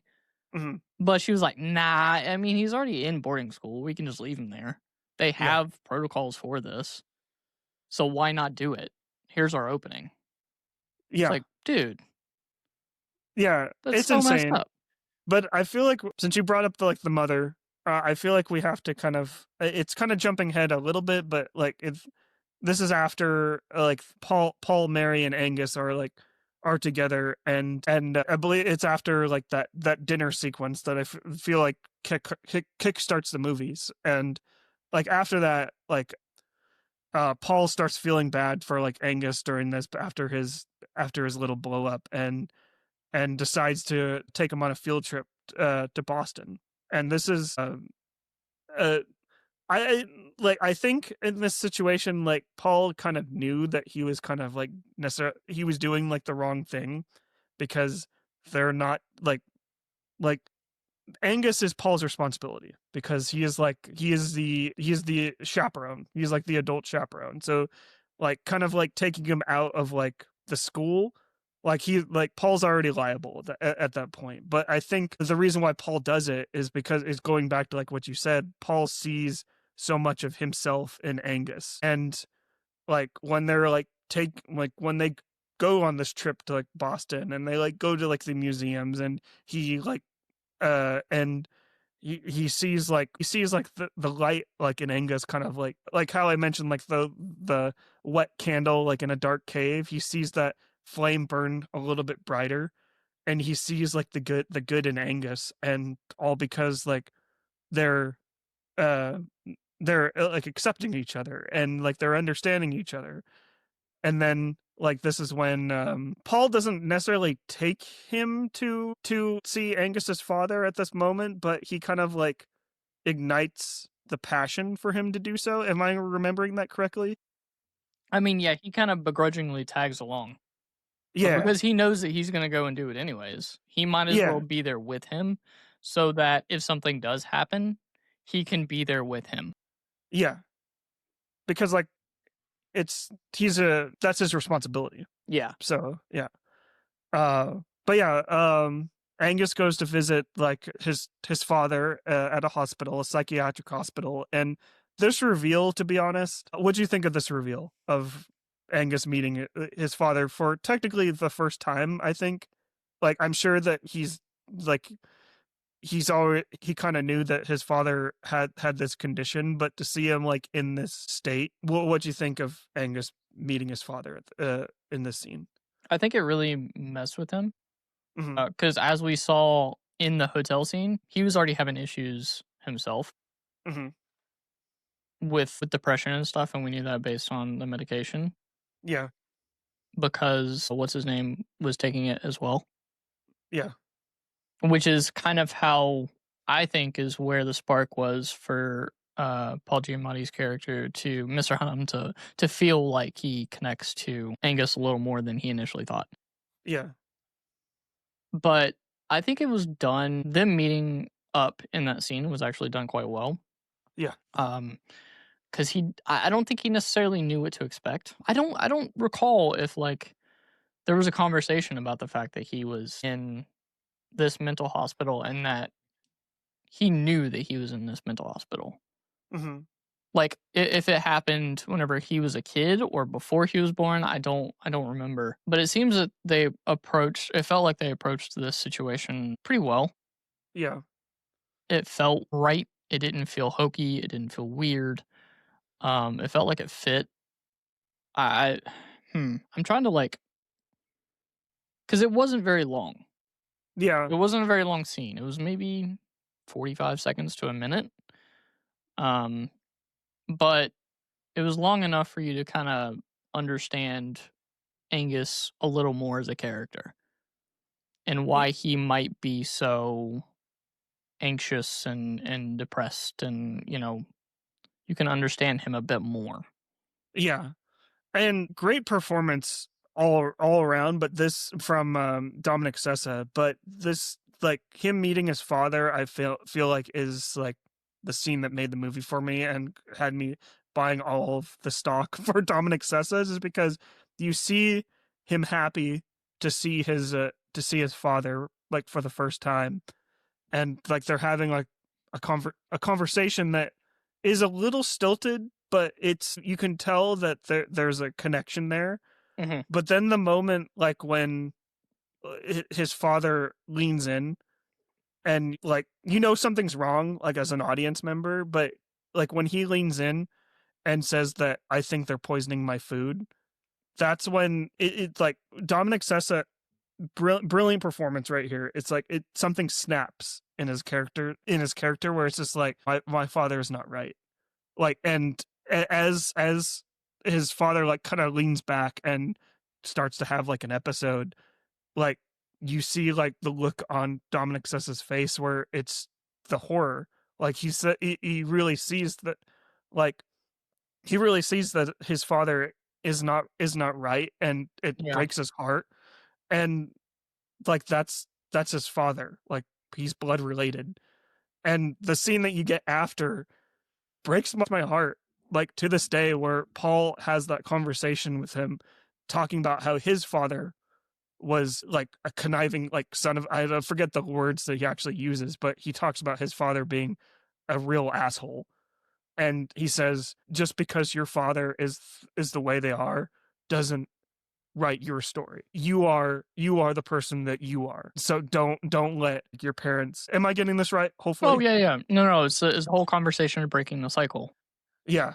Which is something that I related to quite a bit because my dad had addiction issues before he died, which is something that I dealt with. And this part of the movie definitely hit a little bit differently this time around compared to last time because, of the things that I've done this year. Mm-hmm. But yeah, the whole conversation is about breaking that cycle and trying not to fear the possibility of becoming like that just because, you are related to someone who has some sort of issue. And because you could tell that was definitely a fear of Angus's, that he would end up just like his father as he got older. Because sometimes it does happen. It doesn't always happen, but sometimes it does. And you could tell that he was afraid that it might. And to have that some sort of like reassurance that may not be the case is quite nice. It's rather powerful, especially for people who are going through things like that, who have family members who are going through things like that. That conversation is a nice little point in the movie that can probably feel really nice for some people. Yeah, I know it completely broke me on this rewatch. Like, I was like, I cry at a lot of movies, especially in 2025, but like that, like, Paul Giamatti, like, this is why I will always respect him, because he knows how to use empathy and not only use empathy, but have like the audience use that empathy as well to just feel for these characters like even more. I don't know what it is. I don't know if it's like how he like approaches characters. I don't know if it's his voice or just, it's just there's something about it that just like hits me like absolutely deeply. Like, he does it in Lady in the Water, M. Night Shyamalan's Lady in the Water. Not a great film. Like, this film's obviously better than that, but it's like incredible performance by Paul Giamatti and also Dominic Sessa as well. Yeah. But I know we're mainly talking about Angus and Paul throughout this. It's very interesting to see like Mary's kind of like how she's working through her loss throughout this movie. Because I think a lot of people would actually say she gets sidelined to Angus and Paul. But I feel like what is important about Mary is that I don't think she gets sidelined. No. I think she's just honestly trying to live her best life in the way that she can. What especially what I got on this rewatch is that it's not, I don't want to use this because this is going to sound real bad, but it's not, she's not playing the token black character, helping like these two white boys find like the good in their life. She's really just living her best life regardless. Yeah, she's trying to survive. Like, she's exactly. trying to get through the holidays. Which, Yeah. I mean, again, I hate to harken back to, you know, shit that I'm going through this year, but that's I got that. I get that. I spiraled on Christmas Day. Like, that's 100%. Like, the way that she was acting was exactly how I was acting within the first like month or so, of going through all of this. So her character, like, she is a reflection of how a lot of people handle situations like this. We may not, you know, think that way, and we may think that this is just, you know, I don't even know how to put it, but like, she is a common representation of how people get through situations like this. Because a lot of people don't necessarily know how to handle major life changes like that, especially if you already were drinking, already were, you know, someone who relied on alcohol to get through hard times. I mean, we saw countless times throughout the movie that they would be drinking just casually at their desks and have it in their office and have it like out in the open in their offices and stuff like that, as if it wasn't a big deal that they would do it while they're sitting there doing work or whatever. Yeah. So for her to have this sort of reaction at a Christmas party on Christmas Eve while she's still trying to cope with the fact that her son is gone, it makes sense. It tracks. Yeah. It hits home. And it did. And it's like I said, it's like her character is setting the example of what Paul and Angus should be doing, how they should be processing everything that's going on. And it's not necessarily like I said, it's not necessarily the token black character like role. It's maybe you can help me out with this one, because I mean, it just comes down to good writing, right? They didn't want to play the stereotype because that could be the easy. They didn't want to take the easy route and play the stereotype, right? Exactly, because that's easier. You can write that quicker, right? They wanted something a bit more complex, and that's exactly what they did. And something a bit more nuanced. She has a line like towards the end of this movie that I think is so accurate and so it fits her character so well. But let's kind of move on, like after like this conversation that Paul has with Angus about like his father. They return to Barton. Like they all kind of have like this newfound like mutual respect for each other. Like we mentioned, like Paul sees himself in Angus, and I'm sure Angus probably sees himself in Paul as well. But obviously, like what I mentioned like in this conversation, that Paul shouldn't be doing this. He shouldn't be just doing like an unplanned like field trip to Boston in the middle of winter, like right before Christmas. Like it was like that goes against like his contract or whatever. So he obviously like he's paying, like Paul has to pay for I don't want to say crimes, but his actions, pays for his actions. And he has like a meeting with the dean of the school, and basically the dean's just like ripping him a new one at this point. And I love this so much because like the moment like when Paul hears, like Angus's mother is there as well because she's upset about like it goes back to like what we were saying about Angus's mother just being completely terrible. Like you didn't care about him at all. Why it's are like, you oh, now you feel that? Exactly. So that's another side tangent, but like have some consistency there, woman, please. Yeah. But the moment like when Paul like realizes that they're gonna send him to like military school, that's when Paul realizes that he needs to say that like it was his idea. He's gonna take the fall. And that moment right there is hit me like a ton of bricks, because it's the moment where where Paul, he stops being a curmudgeon like history teacher and knows that he needs to be the better person here, and knows that Angus is the future, and Angus needs to thrive in opportunities that are going to help him. Yeah. And whether that means whether that means that he has to sacrifice his job for Angus to succeed, so be it. Like he's going to write like his own book and discover like new experiences along the way, but he's going to make sure Angus comes out okay, because if Angus comes out okay, he comes out okay. Yeah. But what you think of this scene? So no, yeah, it felt like a good wrap up to the entire story. Because sometimes movies can fall flat in their execution at the end. Yeah. And it didn't. It didn't at all. It felt like it fit tonally. It felt like it fit, in all aspects of this movie. I still hate that woman. I was like, this time watching it through, I was like, woman, you put yourself in this situation.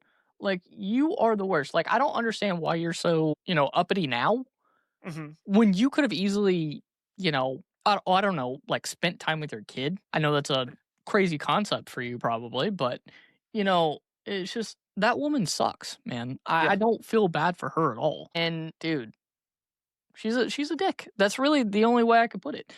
Yeah. I'm glad that, they wrote it in a way that Mr. Hunnam stuck up for Angus. Yeah. It felt like the callback to his eye at the end was perfect. A perfect little note to end on. Yeah. When he, goes to him and points to it and he goes, "You look at this one." Like, that's a good little callback. A nice little bow on the story. Divine's character then spending time with him while he's sitting there waiting for the possibility of him going to military school, like holding his hand, showing that she cares about him, despite not really knowing him prior to this, or at least not showing much of a relationship prior to that, week or 2 weeks or whatever it was. Yeah. Her spending that time with him to make sure that he was okay. All of their stories kind of intertwining together all at once was done very well. And it was honestly why I would continue to come back to this movie over and over again. Yeah, I will continue to come back to this movie like every year. I'm gonna make it like an annual tradition to watch this movie on Christmas Day, like every year. One, because I have the 4K copy and it's a beautiful 4K. Yeah, I still gotta grab that. But also it's like this movie is it's a breezy watch. It's maybe I think it's 2 hours. Yeah, it's 2 hours, but it doesn't feel that way. It doesn't feel that way. Even doing this discussion, I'm kind of surprised that I thought there was more in there, and there is definitely a lot in there, but it knows how to use its time wisely compared to another movie that I talked about in my last four watched. That's 3 hours and 21 minutes. Oh yeah. We won't go there. No, yeah. But no, yeah, it definitely does use its time wisely. It's pacing's great. Sorry to interrupt, but one thing I do want to mention, like you mentioned about Mary and Paul, kind of having that moment with each other as they know the fate for Angus. I love the moment after that, when Paul is packing up his stuff, or I think he sees her one last time because he's letting her know that he just got fired. Yeah, and Paul doesn't necessarily say it in this way, but he was like, "Oh, do you want to join me or whatever?" And Mary's just like, "No, I like my job. Yeah, I'm good. I got bills to pay." Yeah, exactly. And that's the most. I feel like that was so in character for Divine Joy Randolph to say in that moment, because it's yeah, I got bills to pay, but I'm happy for you that you are a changed person and you're not this freaking dick all the time. You sacrifice. Well, it sounds weird, but you sacrificed yourself for a child that is going to hopefully have all the success in the world. But yeah, but I'm going to continue to work at the school. But yeah, happy for you. Yeah, it was a great cut of tension too. It was great comedic timing for a rather tense moment. Mm-hmm. And it just it kind of relieves some of the tension in the air. Yeah. For sure. And then we get the final scene of basically, well, you get a really interesting wide shot of like the boys like on the playground or whatever, or on the grounds at school at the Barton Academy, and Paul is putting stuff in like his trailer, and they're like making like the boys are like making fun of him, and Angus kind of like sticks up for him at that point, and Angus walks over to him, and they have like this really touching conversation, and Angus realizes like the only reason why he is still here and not at a military school is because of Paul. Paul was standing up for him. And I swear I'm trying my best not to cry during this episode, but the lines that they both share towards the end of this movie, and they both say it to each other, where it's just keep your head up, you can do this. They both say it to each other. Yeah. No, and I was waterworks at this point. I don't know about you. No, yeah, it's a very touching moment in this movie. Yeah. It shows also a bit more emotional depth on both ends, on both Angus's side and Hunnam's side. Yeah. It's a great way of showing that they aren't just this hard exterior that they put on. Yeah. Because that's essentially what they're putting on for the entire movie. Is like this hard exterior to deal with the shit that they deal with on a day-to-day basis. And it's that last moment of showing, oh no, they actually like, they one, now care about each other, and two, are capable of caring about other people, despite showing for almost 2 hours that they don't care about other people and what they think. So it was a nice little wrap up, in my opinion. Yeah, it's a nice wrap up between these two characters, and then you get I really like it. I like the way it ends.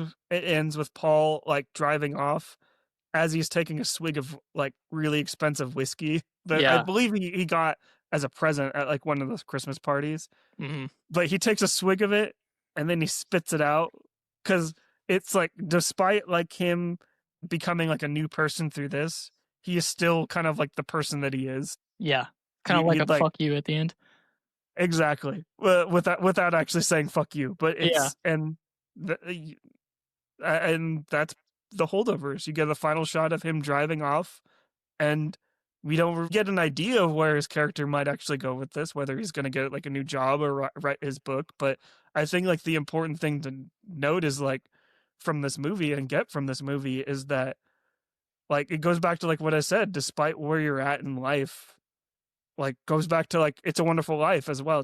Despite where you're at in life, you can still affect other people around you or yourself in more ways than you realize, and you have more power than you realize. But I love this movie, Drake. Yeah, this is so good. I do too. So I feel like that also, like the ending also shows that, and I'm going to try not to get too far into another movie that you're about to see. But it shows that he can be redeemable. He may not be redeemable now, but he can be later on. Yeah. And I think I know which movie you're talking about, but thank you for being vague with that. I'm very excited to watch that movie now, based on how much I love like the Holdovers. Yeah. But that was the Holdovers from 2023. Before we get into our next segment, Double Build, where we pick two movies that pair nicely to this film, we had some real lovelies reach out to us and tell us what they thought about the Holdovers. So over on Threads, hold on, I'm going to edit this out. We have Robin Motts 13. He says, more than just a movie, it's a story about meeting between youth and experience, between comfort and life, between love and loneliness. Great film. That's over on Threads. Great. That's a great. I feel like that sums it up pretty perfectly. It's that Robin Motts from Threads like said. Yeah. But yeah. And then hold on. I'll edit all this out. I should have had this all pulled up. You did. I thought I saved it. It happens. Just one more thing. Okay. Then over on Instagram, I posted a story asking people what they thought about this movie. Loki Washi, he's a longtime fan of the podcast. Fantastic movie, one of the most underrated movies of that award season. Would you call this underrated? Oh, Because yeah, it did win awards. So no, at that time, I would definitely say it's underrated. I don't think it was on the radar of a lot of people. It was on the radar of people like us. But the general public, I don't think it was really, well known at that time. I feel like it didn't really get prominence until after award season, when people were like, "Oh wait, what is this then?" Yeah, that kind of thing. Okay. Which is essentially why they do this in the first place. Why they do award seasons. Yeah. Is to get the word of a lot of these movies out there, kind of treated by word of mouth advertising, if you will. Yeah. But yeah, I feel like a lot of people didn't really know what the Holdovers was until after award season, and that's when I started seeing like a major boom in conversation about this movie.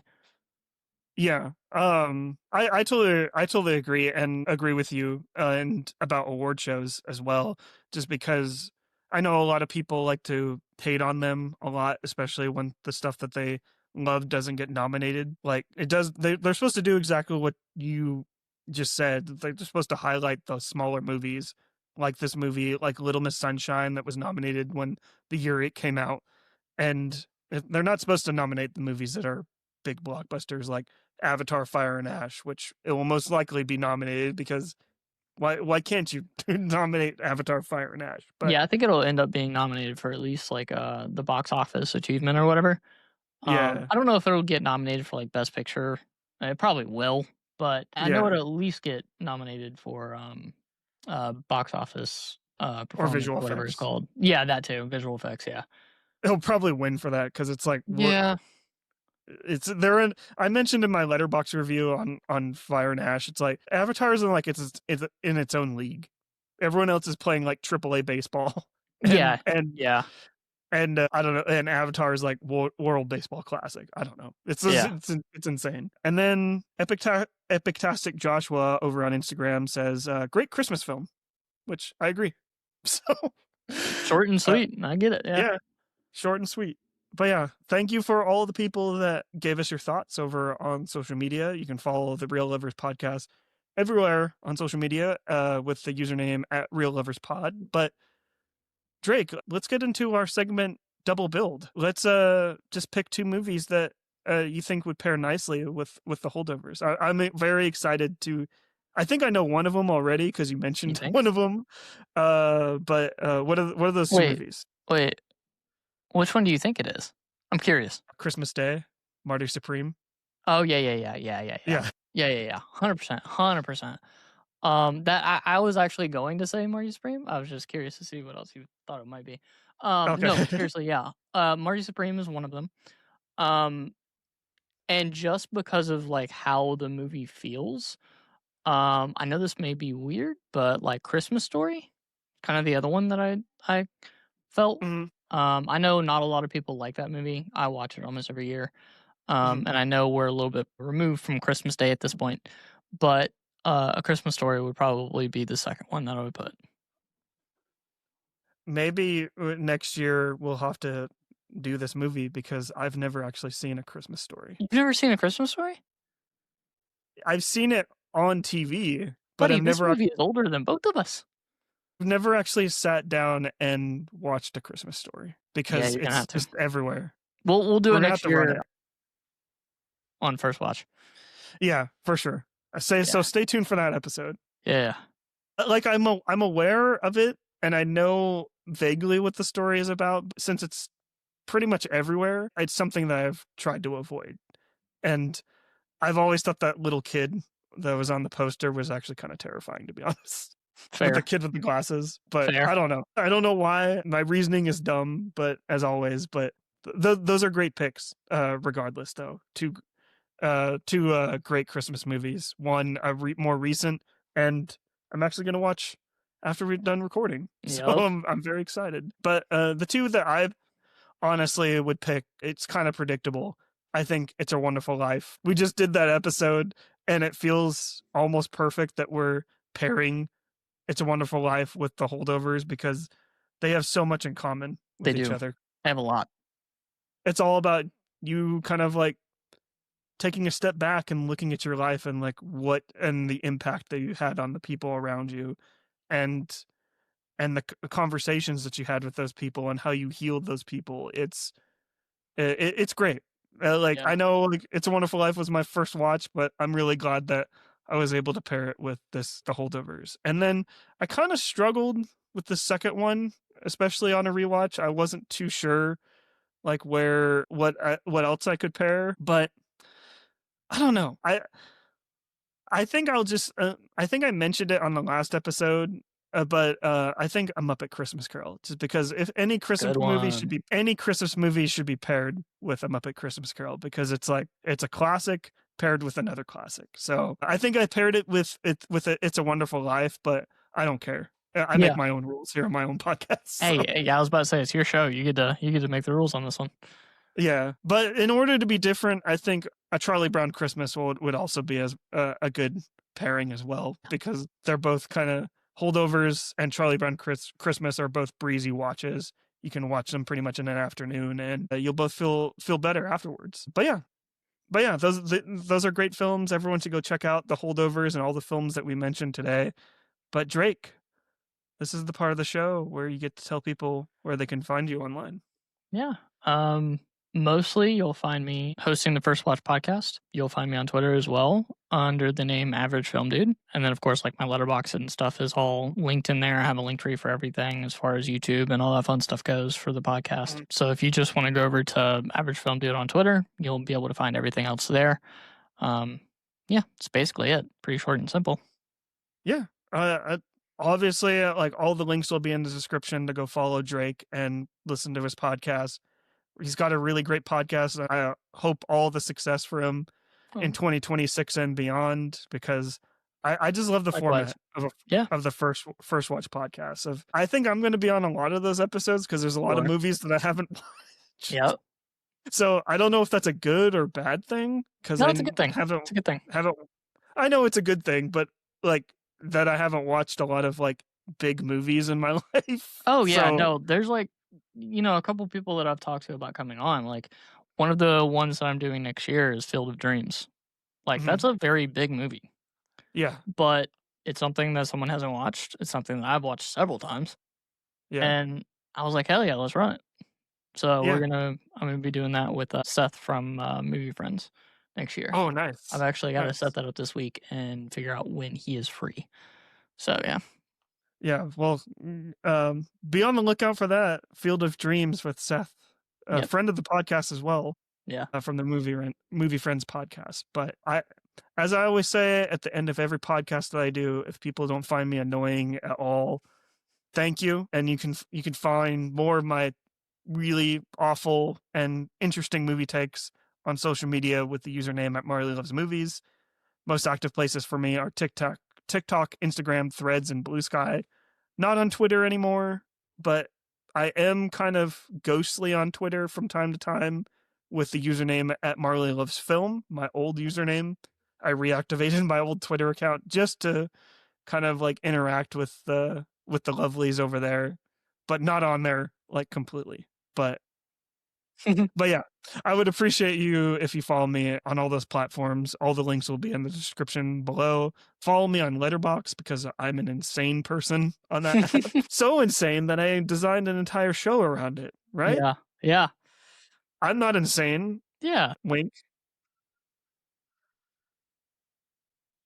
No, not at all. What are you talking about? But I would appreciate the follow regardless of how insane I am. You can also subscribe to our Patreon, the Real Lovers podcast Patreon, where for only $1 a month, you get access to exclusive shows like the Small Screen Lovers, where we just finished up covering Heated Rivalry on that show. And then also my good friend Ryan Dunnigan from the Old Man Orange podcast. He lives in the Netherlands, and we do a podcast together called Good Afternoon, Good Evening. Because whenever I record in the afternoon, it's evening for him because of the time difference and stuff like that. That's just like a BS podcast where we just kind of talk about like the stuff that's happening in our lives. So if you enjoy any of that, subscribe to the podcast for only $1. And $1 is a damn good deal for all that content, man. I know, for all that content, it almost kind of seems like I should... It's a bit of highway robbery. Yeah, a little highway robbery.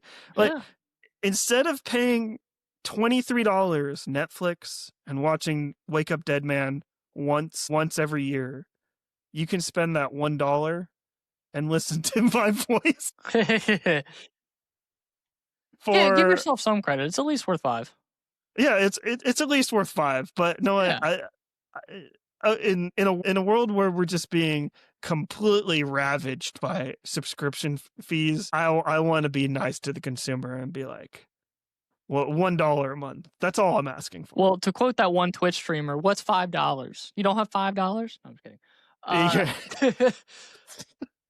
I love it. But yeah, you don't have to donate for that, but I would greatly appreciate it. If you don't have $1, you want to know what's even better?